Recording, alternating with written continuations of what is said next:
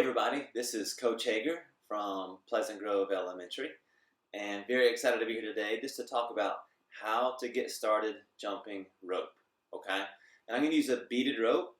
You might have your own rope at home, you might not. You may have earned one of the speed ropes from your school's Kids Heart Challenge or Jump Rope for Heart Challenge, so you might have that at home. If not, I'm going to add some links to the bottom of this video.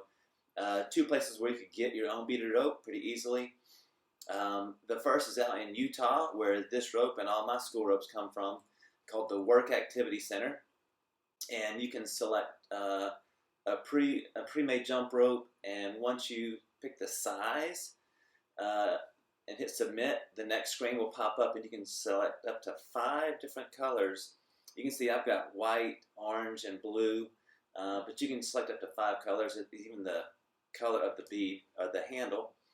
And then you can also get a kit to create your own, and once you pick the size and hit submit, you can pick up to 2 colors of beads and the handle color. And then the other option is just Amazon. They've got some pre-made beaded ropes that you could buy pretty cheap. The Work Activity Center, the ropes are about $5, but then shipping might be anywhere from $10 to $13. So you might want to see if you have a friend or a neighbor that also wants to buy rope with you, and then you could buy them together and split the shipping cost. So I encourage you to get either an 8-foot rope or a 9-foot. If you're kindergarten to 3rd grade, and parents, if your student's not in kindergarten yet, you might want to wait. But if they're kindergarten to 3rd grade, get an 8-foot rope. Do not get a 7-foot rope. And then if you're 4th grade to adult, as long as you're not over 6 feet tall, probably get a 9-foot rope. That's what this is. And then you can always size it down by just taking out the knot on one end, pulling the beads, the handle, and the little skiver off, and pulling some beads off, putting the handle back on, and then the little skiver back on, tie a big knot, and you're good to go. So in terms of what rope is best for you or your child, I highly recommend the beaded rope. It just has some weight to it with the beads and the handles, and just helps give sensory feedback to your child's hands and brain as they're learning.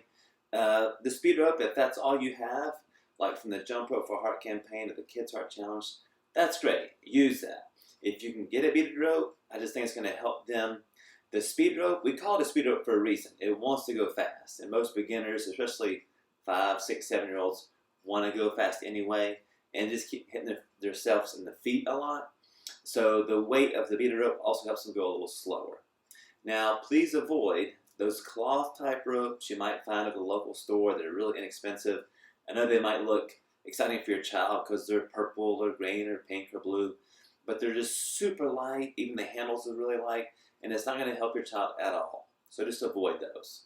So when you measure your rope, you'll stand on it with both feet together and pull it up next to you. Now it should come up to about under your arms, all right? Now I've been jumping for a long time, so mine's a little shorter, all right?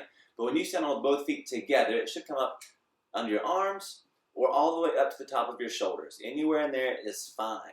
If you stand on it with both feet and it does come down to your ribs or close to your waist, it's going to be too short. And you'll know because when you start jumping, you're going to hit the back of your head or the front of your toes, and that's when you know, like, it's too short. And if you have a little brother or sister, well, give it to them, or maybe a neighbor that's shorter, and give them that rope, okay? And then you get a new one.